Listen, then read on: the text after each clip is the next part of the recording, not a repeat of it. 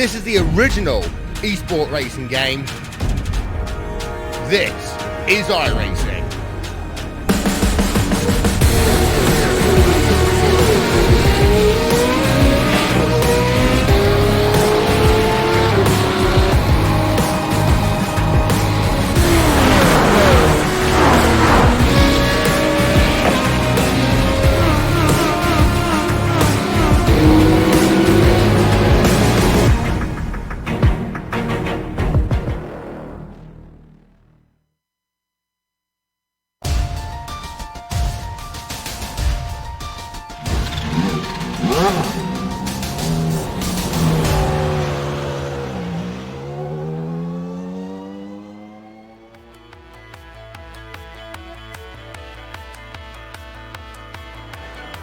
From the tight confines of mid-Japan at Tsukuba, we're into the bumpy roads of Canada, more precisely Canadian Tire Motorsports Park. With the Spec 1 Championship only being reduced to mere formality for Gaspers, the third step on the podium is still tightly fought out, entering the last 2 rounds of the championship. Anything is possible on draft tracks for the Spec Racer 4 drivers. Even Gaspers can't count himself safe, as we had seen in Charlotte. So join us as we get ready to watch round 11 of the Weekend Warriors live on the Global Sim Racing channel via the iRacing eSports Network. The crew to give you all these stats and storylines today will be Ryan Walker, and myself, Stefan Schlacher. Turning the knobs and pushing the buttons behind the scenes is our director Sean Rex Ambrose, and he's using cameras provided by the great Dougie Beard. Nowadays, having large asphalt runoffs and a smooth racing surface, this track is all about speed and consistency. The latter part being even more important than the old version of Motorsport that we race out here on today. Littered with bumps, Motorsport is still an extremely hard track to race on. Just how hard it will be for our drivers, you're going to see now through our GSRC track.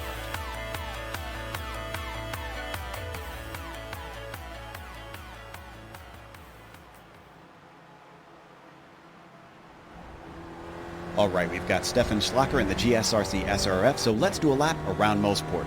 Down into turn 1, this is a very fast corner, so you don't see passes into here quite as often as most first turns. It's easy to run wide off of it, but quickly you want to switch over to the right to set up for Clayton. This is a scary corner in a regular car, but the lift throttle oversteer of the SRF makes it a frightening dance to keep your balance. Drivers will be trying to get fully back on the power as soon as they can without understeering off the exit as well.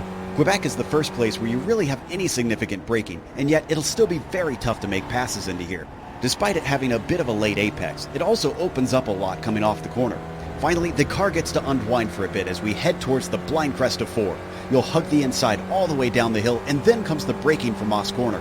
The compression at the bottom of the hill shortens the braking zone by a huge chunk, making it hard to pass. Also, it's probably wiser to wait to overtake because this double apex bend actually leads onto the Andretti straight.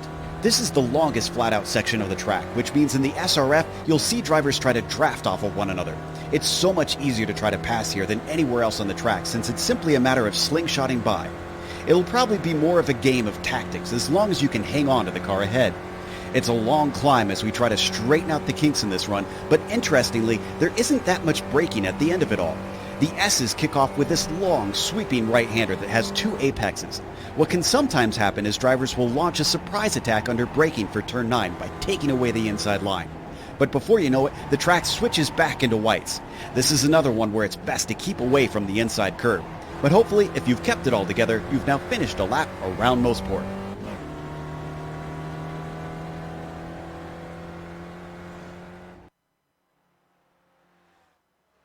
Joe Peak doing what nobody can do better, driving and talking you a lap around the Canadian Tire Motorsports Park. Ryan, what else have you got to add to what Joe just told us?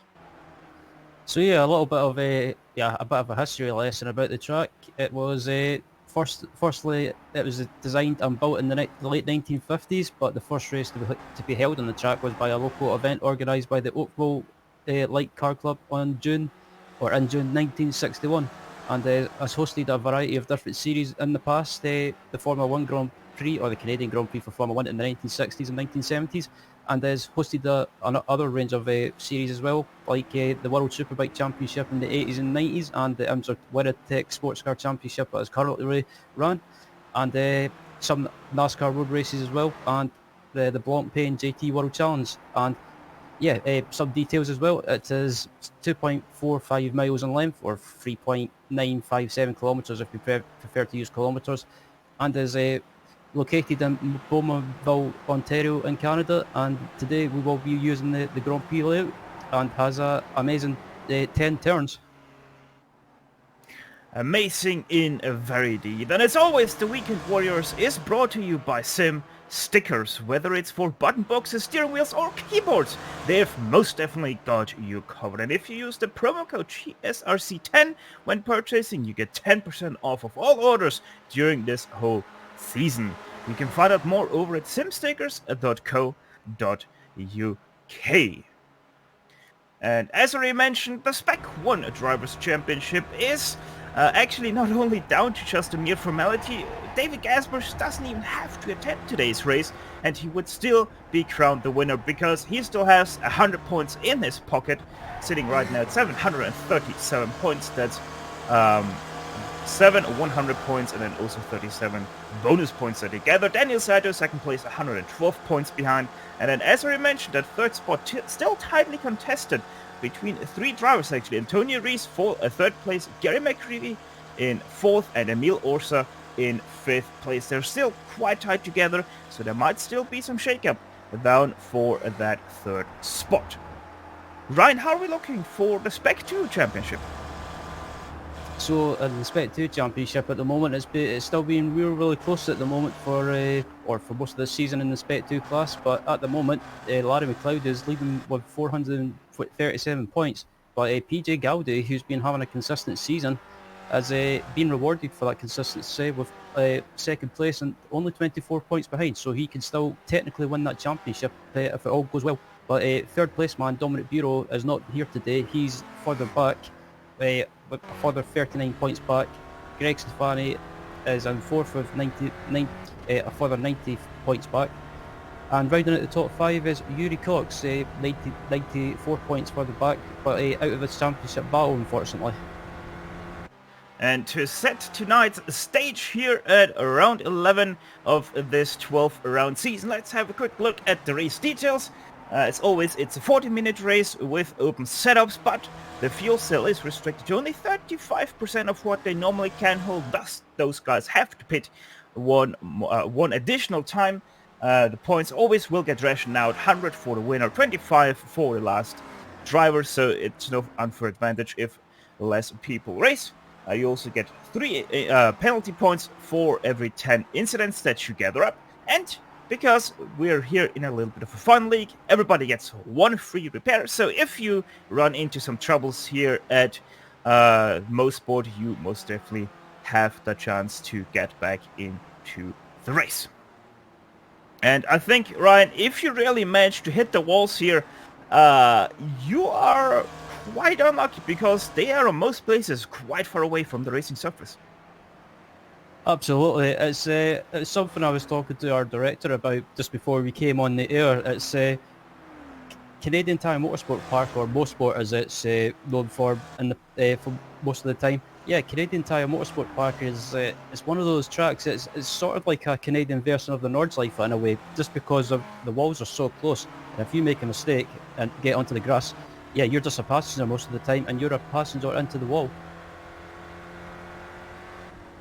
So apparently what we just found out is that I have quite different views of this track versus Ryan. Yeah, like, I mean, it really is like those grass, especially with the new grass physics that iRacing has introduced starting this season. Those walls feel a lot closer than they actually are. Unless you're here on the Mario Andretti straightaway, then obviously those walls are quite close. So, I mean, you always, if you run into some problems, you're always in danger of hitting something. Canadian Tire Motorsport Park not being any different in that regard anyways. And as always, you're watching the Weekend Warriors on the iRacing Esports Network. Make sure to like and especially subscribe if you haven't done so yet. You'll know if you haven't, as that button will still be bright red just below this broadcast. Right now in the pole position for this race, it's David Gaspers with a 32.585, but only a 10th behind. It's a new challenger forming up. It's Jason Staney in second place with Jason Perry. So the two Jasons there in second and third, about 3/10 behind Staney.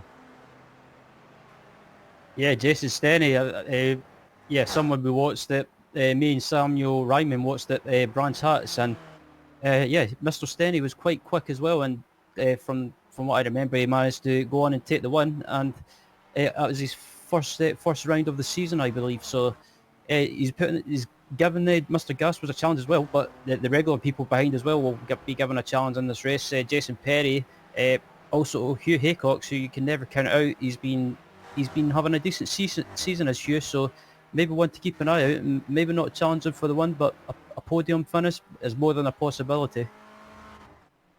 Yeah, exactly. Staney won that round at Brands Hatch. And if you're wondering yourself right now, where did David Gasper finish that race? Well, the answer is quite simple. He didn't race because he's one of those guys that, especially in a spec racer 4, doesn't like Brands Hatch, because it's, in his eyes, a rather easy track in the regard of keeping up with the draft and in the draft, and that's why David Gaspers doesn't race ever at Brands Hatch. Canadian Tire Motorsports Park not being too much different, I would say, from in that regard. Yet here he is driving and in first place. Does an interesting save into the pit lane. That doesn't save it quite enough. Goes on the grass with his rear tires and thus spins out as Edward Doty crosses the line with a 34.039, which didn't promote him any other spots because his fastest is a 33.4. Is right on board with Adam Bradshaw at the moment, just coming around to complete a lap, and yeah, it looks like he might have aborted this lap, or he's just waiting to start another one, but he's coming around the final corner, and he should have maybe a couple more attempts, as we've got about 2 minutes 44 left in qualifying at the moment.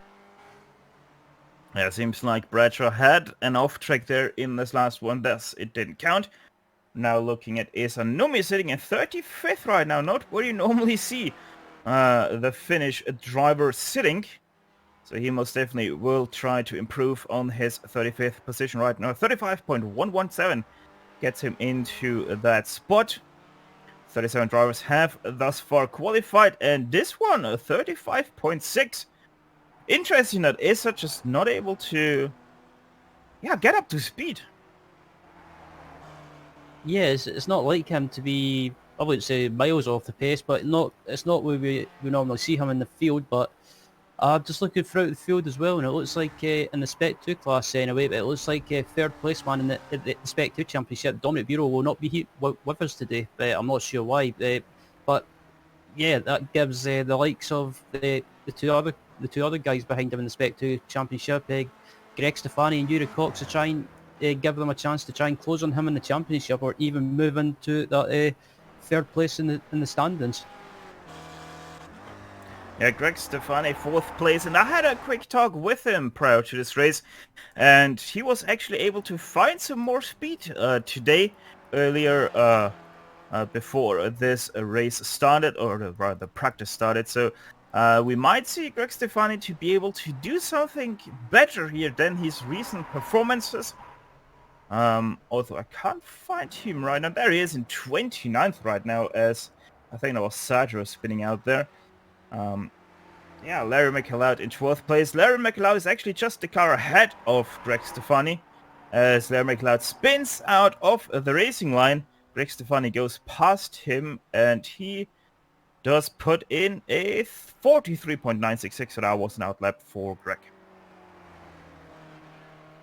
We're just looking at Kip Stevens at the moment. It's Kip's not racing in this series for a while, but he's a name I recognise from other various iRacing leagues, and yeah, he's not always the quickest, but he's a decent driver and gets consistent results as Nico Schuck dives into the pits. It's good to see Nico back on track this season as well. I came across him in a first race during the week, but good to see Nico back on track in this league, as he's always been a driver that I've liked watching. As only a few more seconds remain, 5, 3, 2, and one, and that's the checkered flag out. So Neil Sankowski is the last car that will be able to put in a qualifying lap. Let's see who is the first one to cross the start-finish line right now. Jason Staney goes into pit lane. How about David Gaspers also goes into pit lane, so those two won't be able to improve on their lap times. Chris Murakami, though, decides to come around the last turn, comes over the start-finish line with a not counted lap. So he's going to sit in his 33.444. Next up, it's Kenneth Bately, but he wrecks out, so he's also not going to be able to finish this one. And next up is Greg Stefani. He aborts his lap. PJ Gowdy, the 777, he is going to take it around the last corner. White's corner, quite a difficult corner if you happen to race that one in the Spec Race Ford ever. PJ Gowdy, 34.340, not good enough to improve himself from 23rd. As Kip Stevens comes around to the final corner. I thought he's diving down to the pits there, but he decides against it as he's coming across the line to complete his lap, but it will be very, very slow. Yeah, so even Kip Stevens not going to be able to do anything with that. Antonio Rees coming around the last turn, closely followed by Simon Meyer. Let's see what those two can do. Antonio Rees right now sitting in 6th, 34.1, not going to improve him. Bob Kern not able to improve, and Simon Meyer also not able to improve, so interesting there. Samuel Dick now also going to come around the last turn. Right now not having put in a qualifying lap, and that is going to stay.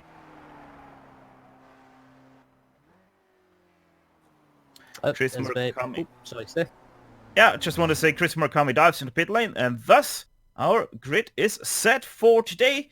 That means David Gaspers is confirmed as your pole sitter in this 11th race of the season. Jason Staney going to be in 2nd place, leading the outside row here with David Garrido Sanchez being in 3rd place. Jason Perry in 4th. Interesting there, David Jason there for the first 4 positions. Hugh Haycox, the first non-David or Jason in this field, and 5th. Antonio Rees, 6th place for him.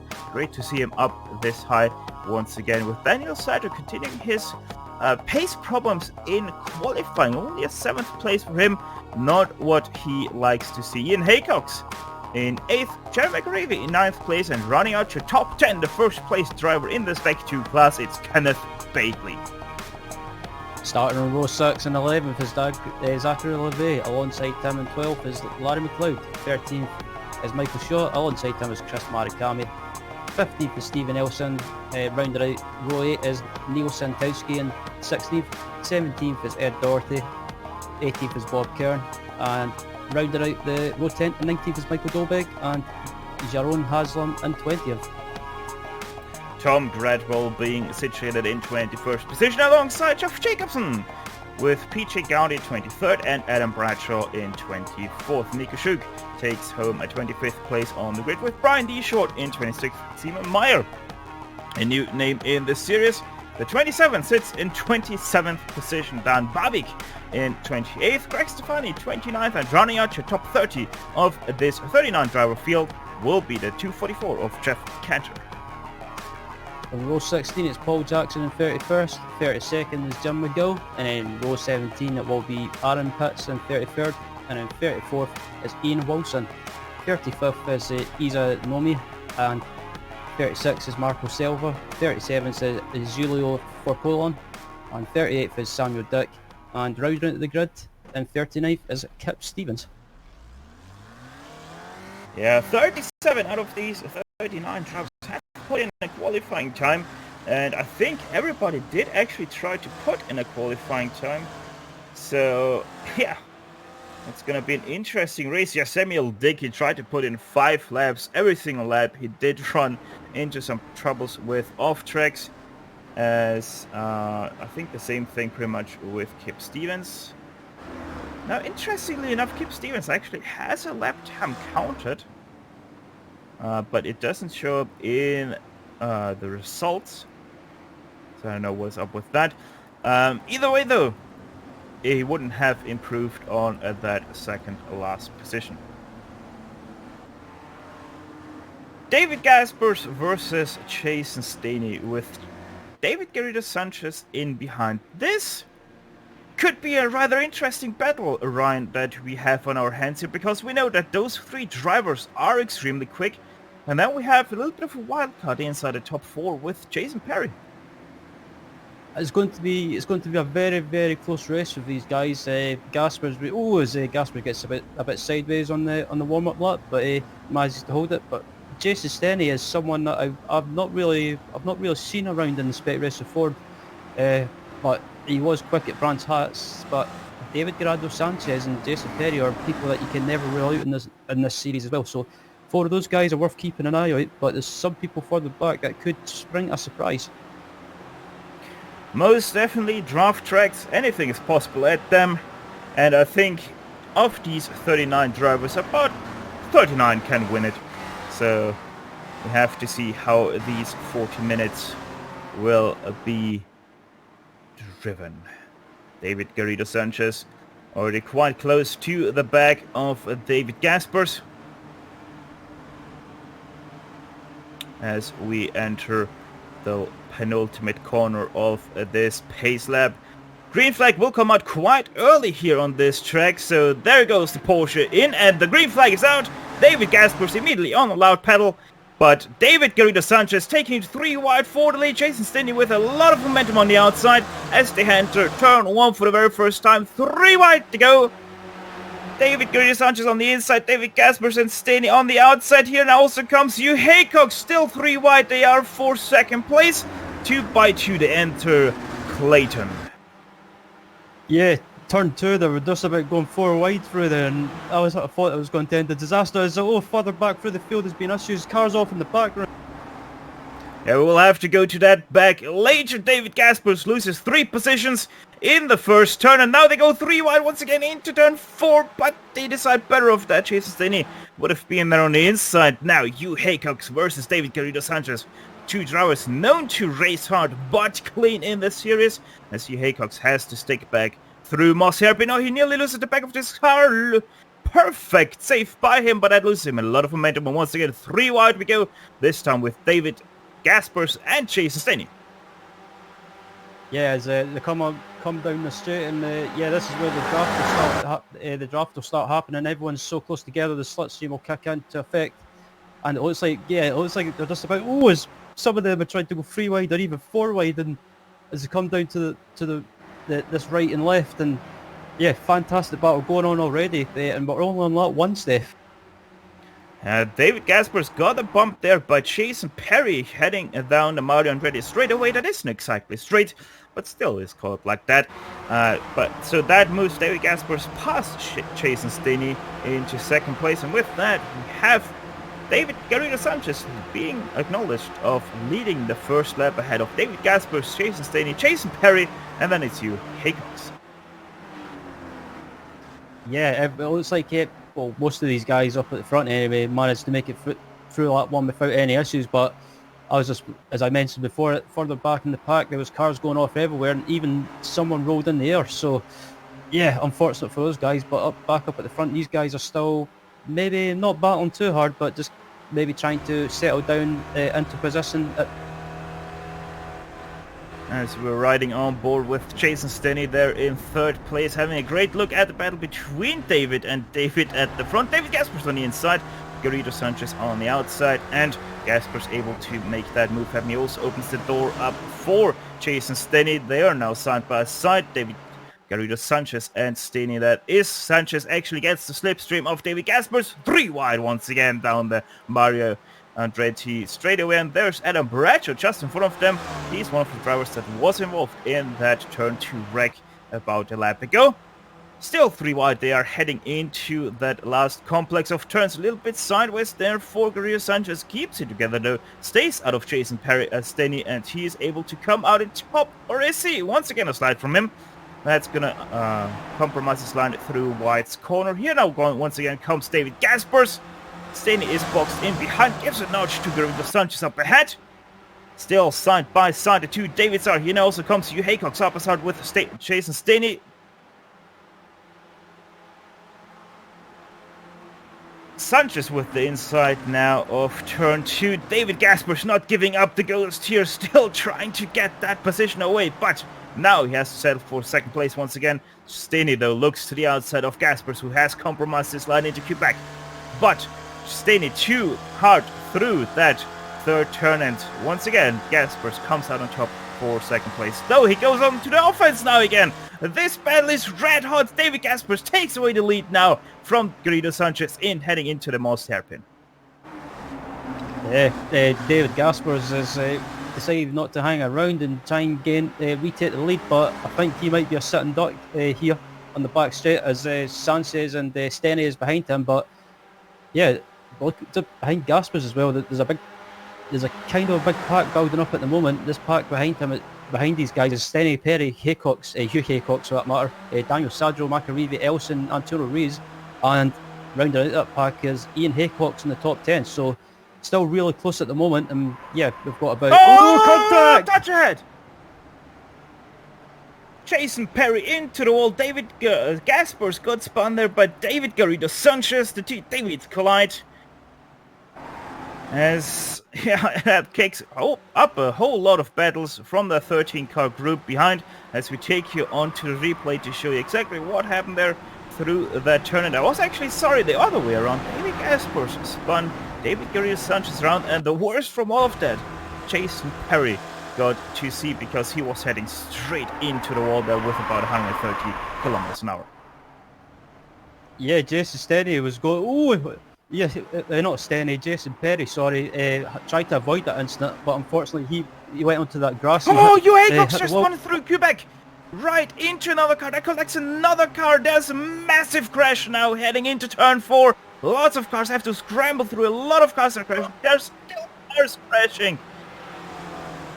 One of them involved Daniel Sadro, on board with Chris Murakami. There you can see a lot of cars spinning there already. Chris Murakami, yeah, not the smartest move, not really slowing down for all of that up ahead of him. Yeah, I don't see him a single time being on the brake there. It's a little bit of lapse of thinking there of Chris Murakami, sadly. So that leaves him stranded with a lot of other cars being now also damaged. But Ryan, that's once again just the nature of draft tracks. Absolutely, yeah, it's just the nature of the car and the track as well, and the long straights. But yeah, I thought everyone was settling down, but it's all kicking off now, and everyone seems to have lost their brain a little bit. Yeah, Murakami, I don't know what went on there. It was kind of, he did back off and then he speeded back up again, and I don't know if he kept his foot down, but just tried to get through it as quickly as possible, which is not always the wise thing to do. But at the moment, Jerry Macarivi and Ed Dougherty are in a battle for 4th place at the moment, and just in front of them it looks like is Stephen Elson. Yep, and that is for 3rd place in general. That's 6 cars about battling for the 3rd place. Edward Doherty and Jerry McGreevy now side by side heading into turn 4. Jerry McGreevy able to keep that one for now, but for how much longer, that is the question. Also, the question is, if Stephen Elson is able to get up to David Gaspers and Jason Steney, depending on especially how much damage David Gaspers has gotten from his bump with David Garrido Sanchez. There is the nose of the one, and I would say that looks rather clean. Yeah, I was just looking at David Gasper's car as well. It looks like there's no sign of a dent or anything on his car, especially on the front end after that contact with Garrido Sanchez. But at the moment, it's still Jason Steney leading by about 1.5 seconds. So, but yeah, we know how Gasper is. Going on at the moment. A battle for PLM is going on between Michael Shaw, Haslam Sentowski, and it looks like Bob Kern. Shaw, Haslam and Sankalski, once part of the 13-car group for the lead. They are now starting to be separated by all the damage that they're having and the problems that we saw out of Quebec just 2 laps ago. One thing I would suggest for everyone right now is breathe. air is good. It's nice, and it also lets the commentators catch their breath as well. As those first 5 laps were quite crazy from everyone. And as place, the battle is still red, hot as there was someone being out on the grass. That was Jim McGill. Yeah, Let's just look see. at the replay. Sorry, Steph. No, go ahead. I was just about to say, it looks like McGill just carried too much speed and just might have just lost it on the marble, not on the marbles, but just went offline and lost grip, and unfortunately the car went around. But Jim's managed to keep going again, and I do like his livery, I have to say, especially the back of it. It's yeah, eat local honey. I like that. Gotta love some honey. As a little bit further up, we have David Garrido Sanchez still being in the top 10s. He's right now fighting with Michael Dobek over that 9th place, and Sanchez has been able to overtake Dobek in this last lap, so Sanchez now into 9th.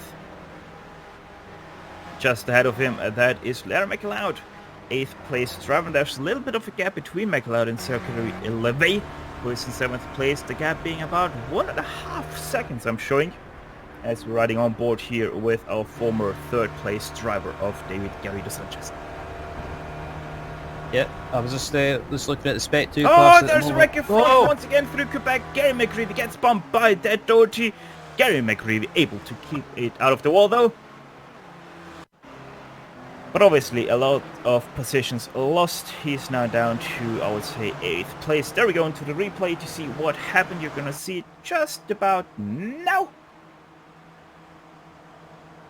Great save by Cherry there.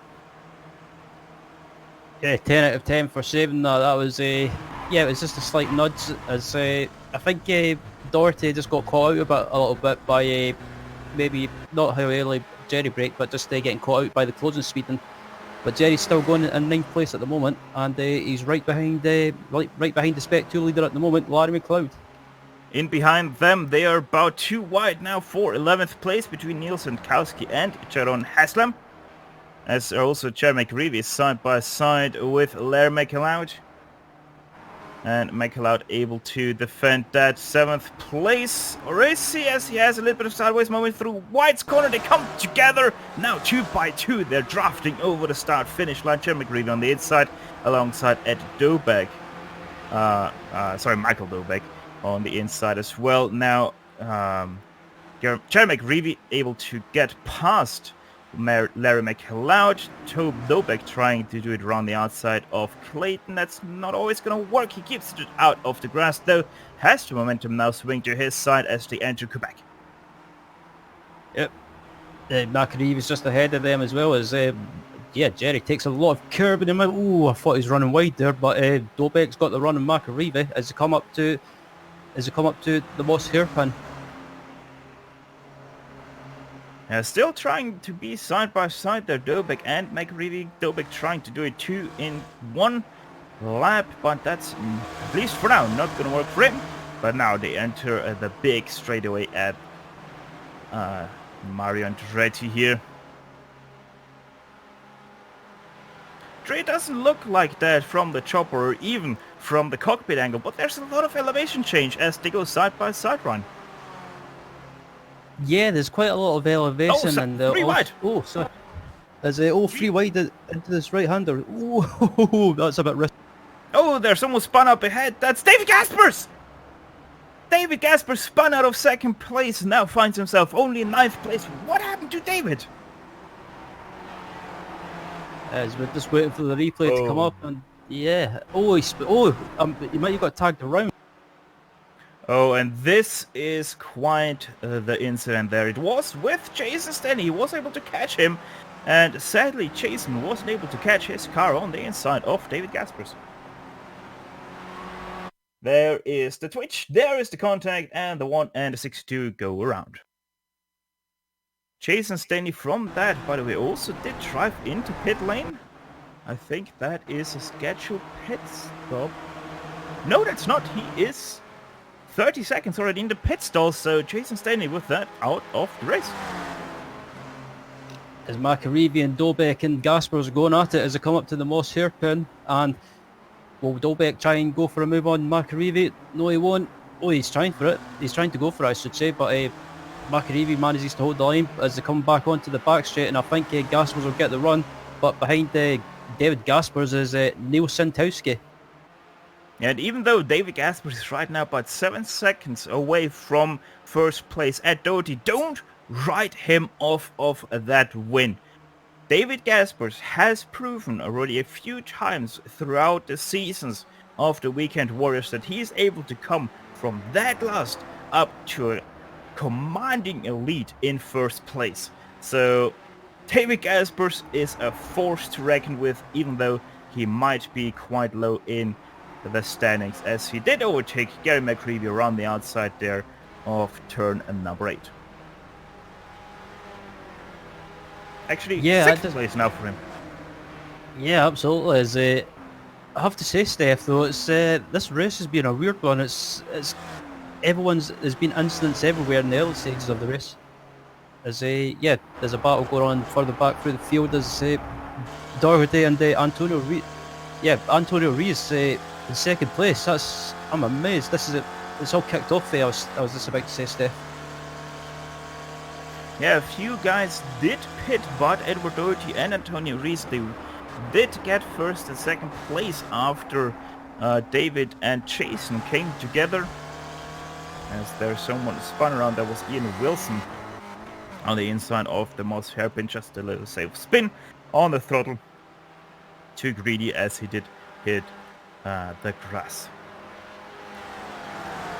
So Edward Doherty and Antonio Rees, first and second place. We haven't seen them quite this high up in, I would nearly say, this whole season, as they go around the lap Dan Babik. And I think we also had the first few people that did go into pit lane for a scheduled pit stop. As we go back to Gary McCreevy in 6th place, right behind David Gaspers. Sankowski behind did overtake Michael Dobeck for 8th place. 7th place. As I think Antonio Rees into pit lane. Yes, indeed. Antonio Rees pits from 2nd place. Stephen Elson in 18th right now, your leading car of the drivers that have visited their pit crew thus far. Let's see where Rees is able to come out. He's already off the pit limiter. Stephen Elson is coming now into turn 1, so Antonio Rees is going to take over the lead from Stephen Elson there. Yeah, should be able to. 17th place it is now for Antonio Rees. A little bit of a clear track in front of him. Whether that's good or not, we shall see.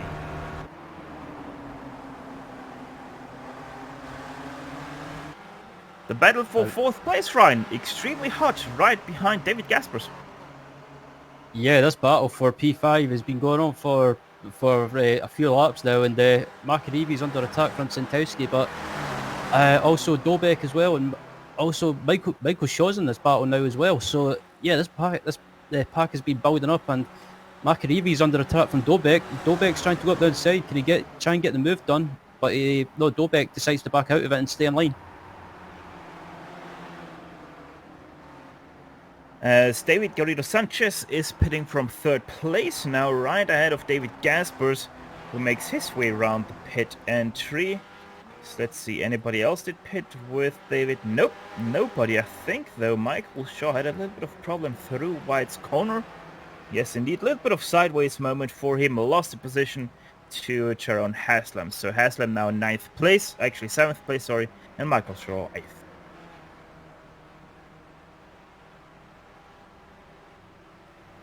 As Sanchez decides to take his new car as well, and he's leaving the pit lane. Just keeping an eye on him to see where he comes out, and Sanchez should be round about, close to Antonio Rees possibly. No, it might be further back. Rees got ahead of him in the pit stops. Rees is about 6 seconds ahead of Garrido Sanchez. Hugh Haycock's just behind Sanchez, so those two found themselves again. About 4/10 between those two. Antonio Rees with those latest pit stops, now in 15th place. Just ahead of him in 9th place, it's Samuel Dick versus PJ Gowdy. PJ Gowdy, I think right now your leading Spec 2 driver. Yes, indeed, in 11th place. Sorry, 10th place, he is your leading Spec 2 driver, trying to go for the 9th place. On the inside, he will be for the 8th turn, doesn't even need it, as I think Samuel Dick did let off the gas there ever so slightly. Yep, PJ Gowdy second in the Spec 2 Spec 2 Championship, I should say. As yeah, I think PJ's been having a good season so far. Like I mentioned in the run up to qualifying, he's been consistent this season. He's been rewarded with a second place in the standings, and I think at the moment, if he stays in second, he'll be able to try. He might just close on the championship leader line with McLeod, but McLeod at the moment, it looks like he seems to be having a better race.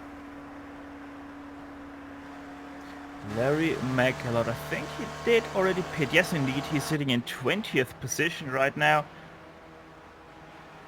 There is actually his pit time also on your screen. 30 seconds, cone to cone, and 11.9 seconds on the pit stall, which is actually quite a long time.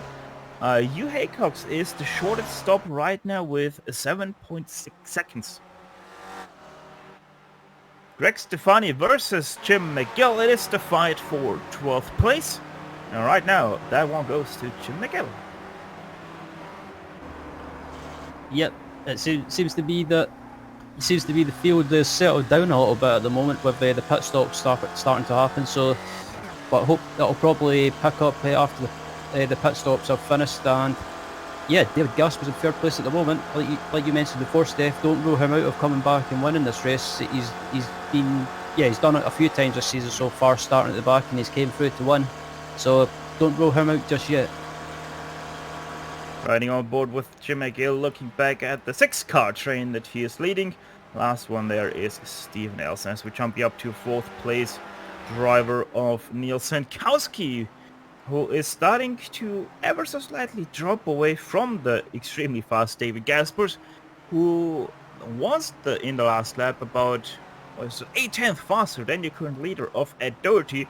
That most definitely David Gaspers putting down the foot. And the surprise person for me at the moment, I'm watching in second place, is Zachary LeVay. He's been having a quiet race, but he's just kept out of trouble, and he's up in second place at the moment. And yeah, it's a bit of a top 2 anyway. It's been a bit of a shocker, not in a bad way, but it's good to see some race, a bit of a spice added to the mix.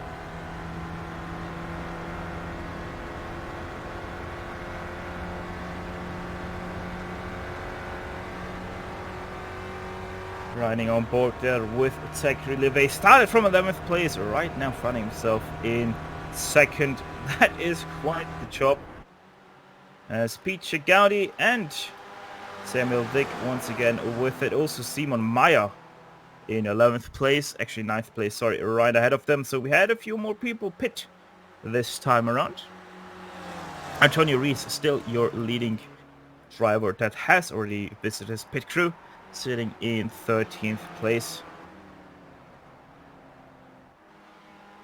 Nobody else has visited pit lane right now inside the top 10. So these guys are continuing on their way. But Samuel Dick pits from 11th place. Shouldn't be any problem for Antonio Rees to overtake him, as he's also trying to overtake Jim McGill there. Into turn 1, goes to the inside and makes that move done beautifully. Antonio Rees now up to 11th place. Some of these guys back up at the front still need to make the pit stop, so I think these guys up at the front, I think they're trying to go as long as possible and maybe just not lose too much time in the... Oh, is Santowski sideways and Moss hairpin? Indeed, all the way to the inside there. Let's see what happened there on our GSRC replay. And right, that's a weird one. Yeah, I'm just wondering if they lost it in the bump. Oh, he did. He lost it on the braking. Under braking, he just lost it. It looked like the rear snapped. I don't know. looks to me that indeed was a downshift there from Neil Sankowski, so he did downshift one too many times, finds himself in first gear, and thus he spins around as there's also a car now, Michael Dobek, with problems through the S. That drops him from 5th place down to 7th.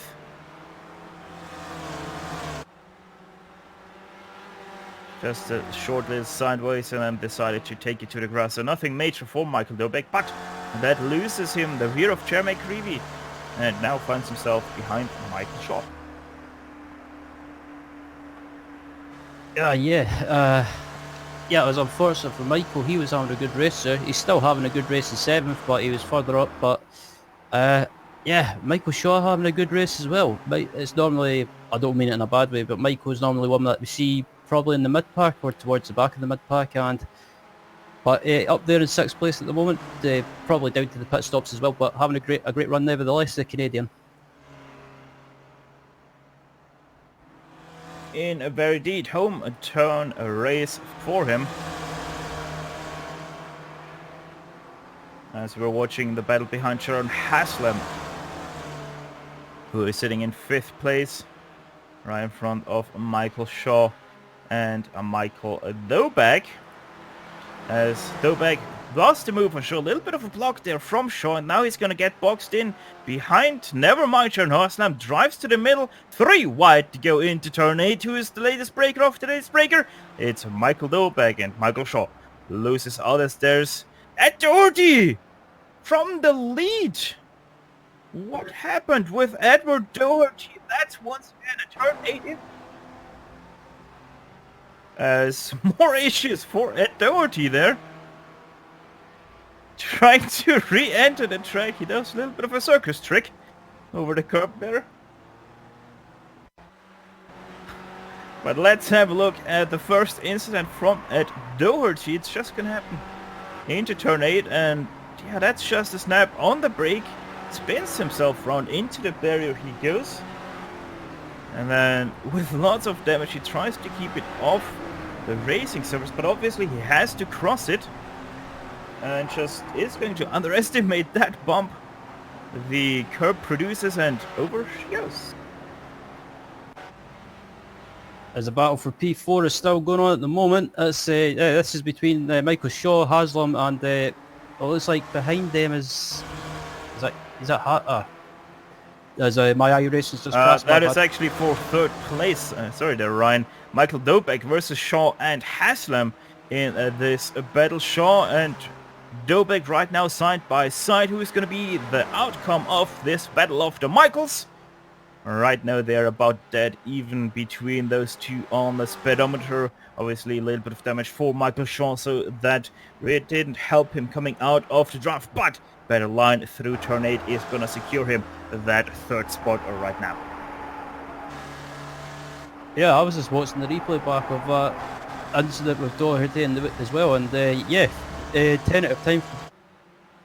It was the battle for the battle between Gaspers and Elson is going on at the moment for P8, but these guys should probably cycle in to closer to the front once the pit stops are done. But Gasper's still under attack from Elson, and it's been a bit of a weird race, Steph. It's been a bit of a few shocks, put it that way. Yeah, it is a little bit of an interesting race, but once again, that is just the nature of draft tracks in the Spec Racer 4. As our leading Spec 2 drivers, as you can see on your screen, PJ Gowdy, the 777, is in the pit stall. That will hand over the lead momentarily to Tom Gradwell, sitting in 9th place, just ahead of 2nd place driver Greg Stefani, 2nd place in the Spec 2, that is. But I'm pretty sure that the 777 of PJ Gowdy will retain the lead again. No, never mind. Actually, Larry McLeod in 14th. He is your virtual Spec 2 leader. As the battle on screen at the moment is for P9 is between Gradwell and Stefani, and Tom's having another one having a decent race in the top 10 at the moment, and there's been a few shocks in the pack as well, and I think we could be in for a shock result or a shock podium result at the end of this race if it stays like this. David Gaspers right now sitting in 6th place. He just overtook Antonio Rees into turn 8. David Gaspers pretty sure that he will take over the lead once again after everybody ahead of him did pit. Gary McCreevy, Michael Dobeck and Sean Haslam, that 3-car back, did decide to drive into pit lane. There you can see Chair McCreevy as David Gaspers drive past all of them. Finds himself now in 3rd place. Only 3 more cars still need to pit. Zachary Levay in 1st, Michael Shaw in 2nd, and all the way down into 27th we go with Kip Stevens. He is the last car that still needs to pit.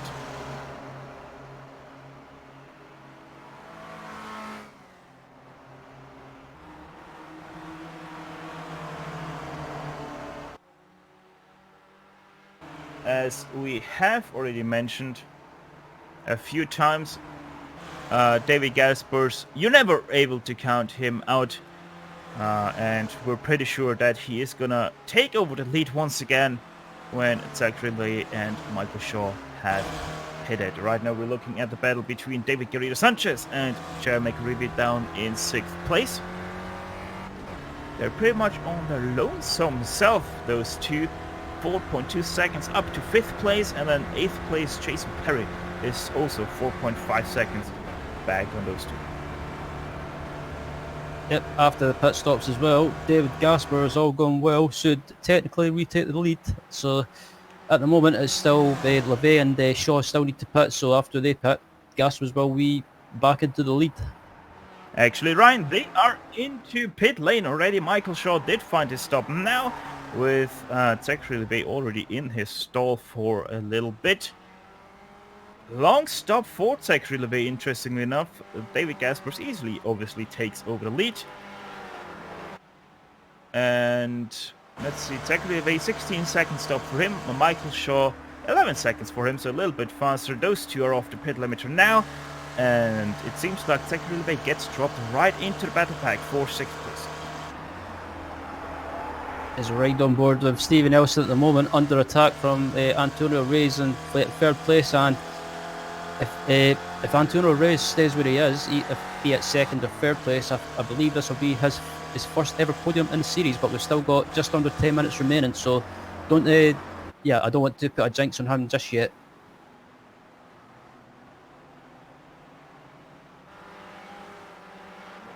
So now we are back to David Gaspers once again finding himself in 1st place ahead of Steve Nelson. Antonio Rees in 3rd place. David Garrido Sanchez 4th. Jeremy McCreevy 5th place. Those are your top 5. Jason Perry 6th. Zachary Lee 7th. Larry McLeod 8th. Michael Dobeck 9th. And finding himself running out to top 10 is Hugh Haycox right now. As we're going to look back into P7, Zachary LeVay trying to defend his 7th place over Larry McLeod. McLeod with the outside. He's going to bring Michael Dobeck with him, but Dobeck can't follow Larry McLeod, so he stays in 9th place with Zachary LeVay. There we go. Finding himself now in 8th place. But here comes Michael Dobeck with a great run out of White's corner. Going to be the inside for him into turn 1. Let's see if he can convert that as well. Yes, he can. So now Michael Dobeck wins himself a 7th place. Yep, Larry McLeod in P6 overall, and still in the lead of the Spec 2 class. So Larry McLeod having a good race at the moment overall, and this could be if he's currently having his best race of the season so far. But behind him is Dobeck, LeVay, and is P2. The battle for P2 still going on between Stephen Elson and Antonio Reyes, but these guys battling away is allowing David Gaspers to slowly gallop away. Yeah, David Gaspers, he has the better pace, just naturally already over Stephen Elson. Stephen didn't really have to defend anything. Antonio Reyes not really trying to attack too much right now. Let's see if that is going to change down the Mario Andretti straight away, but as you can see, he's not really able to get close, even to the back of Stephen Elson. Now they also have the lap car of Kenneth Batley in 31st place in between David Gaspers and themselves. That's also not gonna be too good, as Steven Elson has to brake too much for his own good. Loses the car on the grass. Didn't expect Kenneth Bailey to be that slow. Spins over to the mid of the track and loses another 2 positions to Garrido Sanchez, and Jeremy Caribi now finds himself in 5th place. So take you on board. Buckle up. It's gonna be quite a ride. Yeah, it looks like Elson just went offline a little bit and they carried 2 knots corner speed and just lost the rear end and around the went, and unfortunately lost a couple of positions to to Sanchez and Mataribe. Gaspers! Turn 3, he nearly spins himself out through Quebec. He's able to catch it, and now Antonio Rees in 1st place. Can also take you on board for that one, just a little bit too fast into turn number 3, has to catch a slide, and that's gonna set him up for a ride through the grass. Yeah, this is not something we normally expect from David Gaspers. He seems to be one of those people that just, once he's in the lead, he pulls away, but he's either been caught up in incidents or just made some silly mistakes, and this is it's unfortunate, but it's allowed Antonio Rees into the lead, and Antonio Rees has got about probably a 1.5 second gap. That just shows the true nature of this track as we head back to P6 once again. Larry McLeod able to defend his position over Michael Dobek. Michael Dobek with the inside has a little bit of a slide to catch, and thus he's not able to attack that 6th place of McLeod any further for now.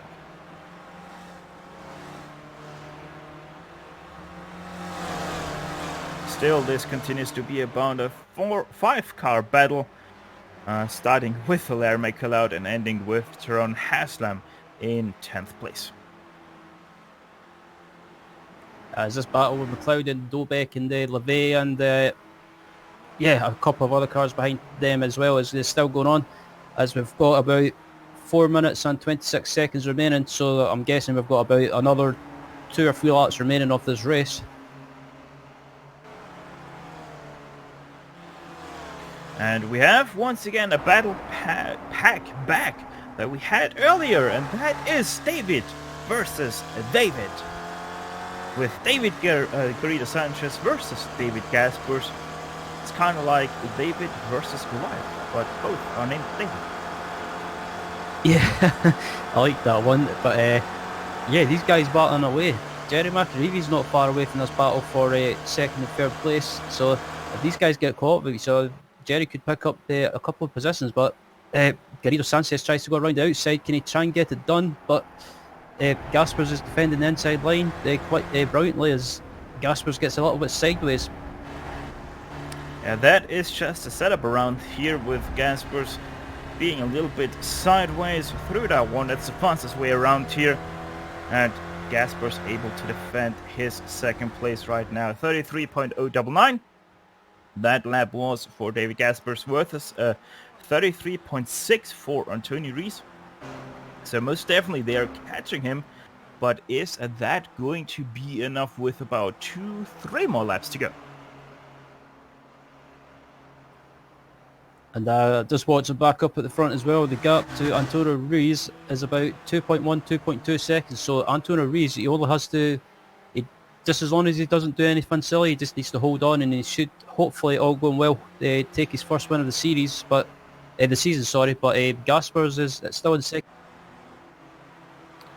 David Garrido Sanchez has to be a little bit smart about this one, not fight Gaspers, but actually drive with him and bump draft him up to the back of Antonio Rees, and then he's suddenly fighting for 1st, not only for 2nd place, as we take you a little bit further back into 14th place. That's Neil Senkowski trying to defend over PJ Gowdy. Gowdy looking to the right side of turn 4.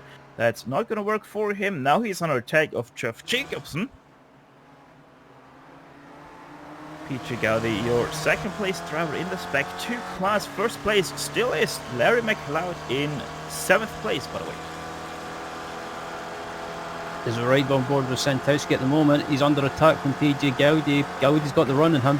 What way will Gowdy go? He's going to try and go around the outside as a head up to this right and left. But I think Santowski might just be able to hold the inside line. But Yeah, Jeff Jacobson's just sitting there thinking, come on guys, just have an incident so I can gain another couple of positions. Michael Thoback still holding up 4P number 6 with Lair McLeod sitting in 7th place, technically the 8th. And we have also Hugh Haycox and Sharon Haslam in 9th and 10th. And while this is going on, we can report that David Gaspers and David Garrido Sanchez were about a second faster than Antonio Rees that last lap. So the Davids are working together to catch Antonio, and we might have that last lap battle between those three in just a short moment. Yep. The next lap. The next lap will be the last lap. So Antonio Rees, he's been caught really quickly, but he just needs to keep his nerve and just hope not do anything silly, and he should hopefully, all going well, maybe hold on for this one. But I'm not saying anything just yet. 1.1 seconds. Well, in draft range already, David Gaspers is, but is he going to be able to close in that gap to Antonio Rees? How is Antonio Rees going to handle this last lap pressure that he suddenly has to endure? We're all gonna find answers to those questions in just about 1.5 minutes as they enter the last lap officially. White flag in the air. David Gaspers trying to catch Antonio Rees. In behind him, that's David Garrido Sanchez. Your top 3 fighting for that first place. Also, we have to mention Gary McReevy. He's not too far away, but he's not able to go the pace the top 3 are going. 5/10, Gaspers was faster than Antonio Rees that last lap, as he has a little bit of a slide through Quebec. That's not going to slow him down too much, and he is well within draft range now. This is going to be interesting. How well can Antonio Rees do his Moss corner? Will it be worse or better than the 2 Davids behind him? It's all going to be about this entry and exit. Look at how much Gaspers is able to close in on Antonio Rees. Has a little bit of a slide. That doesn't matter for him, as they are now exiting Moss hairpin. David Gaspers, he is out of fuel, I think. He is. That's David Gaspers out. So it's now going to be David Garrido Sanchez versus Antonio Rees. I think the gap is too big. So it's all about Antonio Rees. Is he able to get through turn 8, 9, and 10 without any issues? He is going to be your champion of this race. He's out of fuel. That leaves David Garrido Sanchez rounding around the outside. He's going to take over first place. Is he able to keep it with enough fuel over the last few corners? Going through White's corner, turn number 10. The Antonio Rees has a slide to catch in behind. He is spinning out. David Garrido Sanchez, your winner of today's race. Jeremy McReevy rounds out top 3 with Stephen Elson in 4th place. Michael Thoback gonna come home in 5th. Lair McLeod 6th. Sharon Haslam 7th. David Gaspers in 8th. Zach Revy 10th. Bob Kern 10th, Hugh Haycox. With in behind, we have some troubles between Jeff Jacobs now and Neil Sankowski, also BJ Gowdy in between there. Sankowski gonna come home in 16th place. As 19th and 20th, Tom Gradwell and Jim McGill come across the line for 19th and 20th, and wow, what a race. What a race indeed. That was great. We still have a battle for 24th position between Paul Jackson and Julia Forcelin.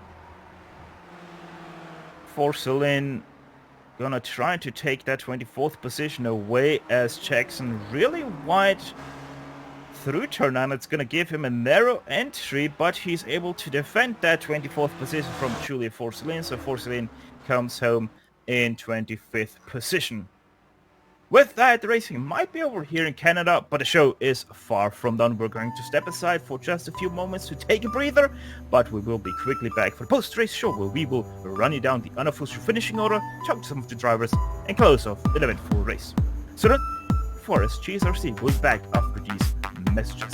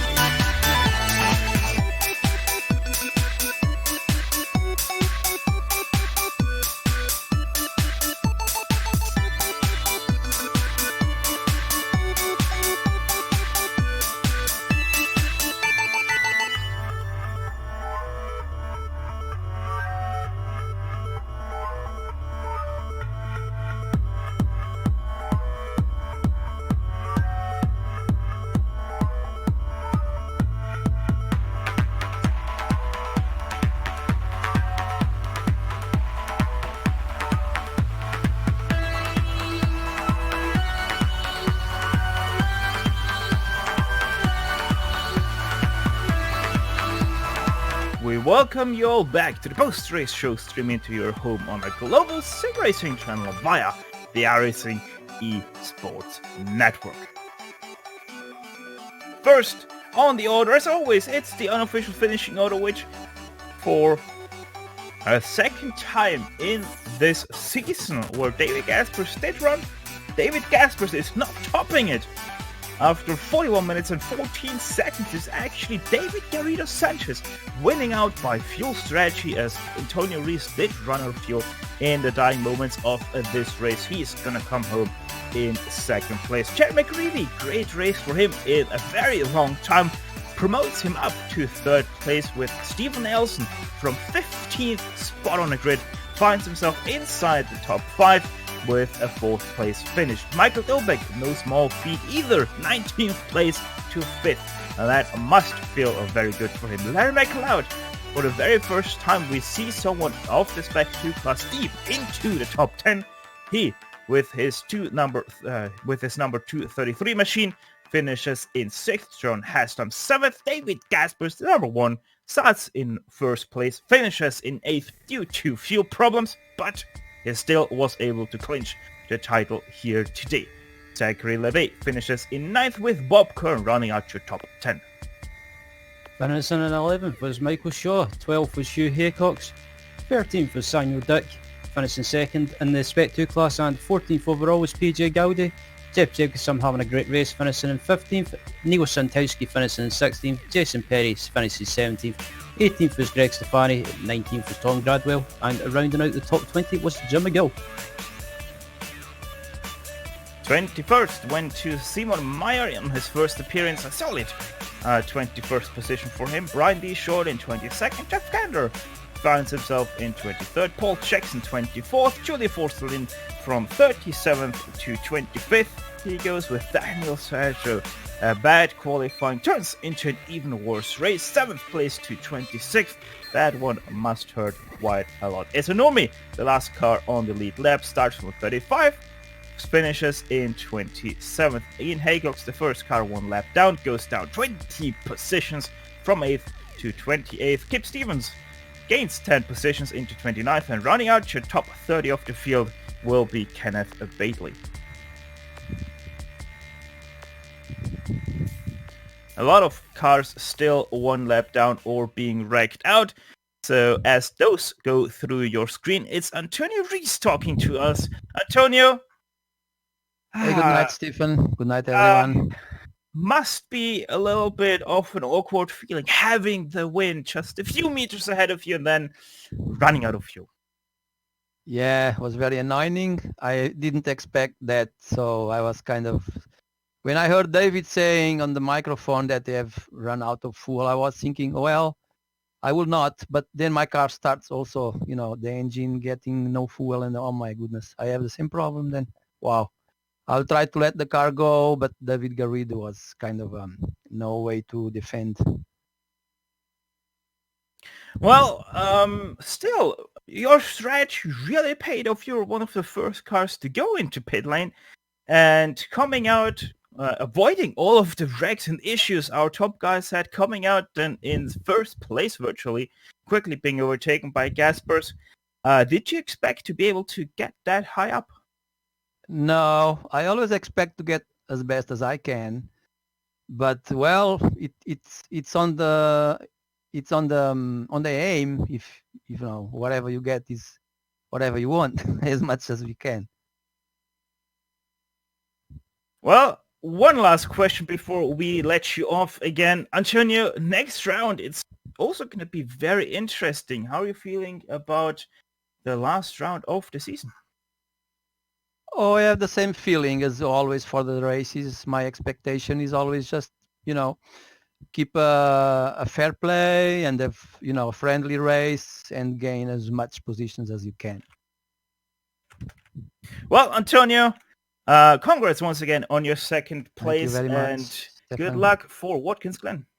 All right, thank you. See you next week. That was Antonio Reed, your second place driver of this race. Now it's Ryan Walker talking to David Gaspers. Yeah, a bit of an up and down race for David after qualifying in pole position. But David, that race seemed to be a bit of a strange one for you. Explain how it went. Yeah, that was horrible. It started off bad with a start where I didn't really expect the green flag to be that early, so we were already free right into turn one. Somehow everyone at the front pack survived the first lap, but yeah, I think lap 2 or 3, we were free wide again into the corner after the straight, and I think David came a bit in front of me. I'm not sure, I didn't watch the replay. And yeah, then there was a crash. One of many. Yeah, it seemed to be, like you say, you got off to a decent start, and then in the early stages of the race, or maybe like get close to the first half of the race, it seemed to go downhill for you. You were involved in a couple of incidents with contact, and then at the end of the race, you unfortunately ran out. It looked like you ran out of fuel. Was that the case? Yeah, I think later on when I was side by side with Jason, he simply lost it. So yeah, nothing much happened to my car. I think everything was still fine there. But I don't know why in the first half of the race I used a lot less fuel than I used in the second half for whatever reason. So I didn't really miscalculate. I just put in the same amount I used in the first half, but that wasn't enough. Yeah, we've seen several people, we've seen that some other Antonio ran out of fuel as well. Did you think you could catch Antonio towards the end of the race or on the last lap? Because you and the other David were closing quite rapidly, but it seemed that Antonio was short fueled as well. Yeah, I was at least sure that I could get into his draft. I wasn't sure about overtaking him, but I already knew 3 laps from the end that my fuel wouldn't be enough. Well, it was unlucky for you, David. You were going really well, but I guess you still finished inside the top 10 and 8th, which is, I guess, for you, it's no consolation, but it's still points set towards the championship, and yeah, you'll be able to get back to your best at the last round at Silverstone next week. We have Watkins Glen next week, and I'm pretty sure I skipped that race since I hate the track. Oh yeah, so we do. My bad. But thanks for joining us on the booth, David. Sorry, Ryan. Right, before we let David Gaspers go, I still have a promise to fulfill. So, David, wie fühlt es sich endlich wieder Gewinner von der Gesamtwertung zu sein? Ja, ist jetzt die letzten Saisons ein paar Mal passiert, von daher nicht mehr ganz so ungewohnt, aber ist natürlich trotzdem ganz... Well, David, at least one question in German. So I would call that my promise being fulfilled. Yeah. David, congrats once again on winning that championship. That was Ryan Walker talking to your championship winner, David Gaspers. Next up, it's Chris Murakami talking to us here. Chris, you got a copy?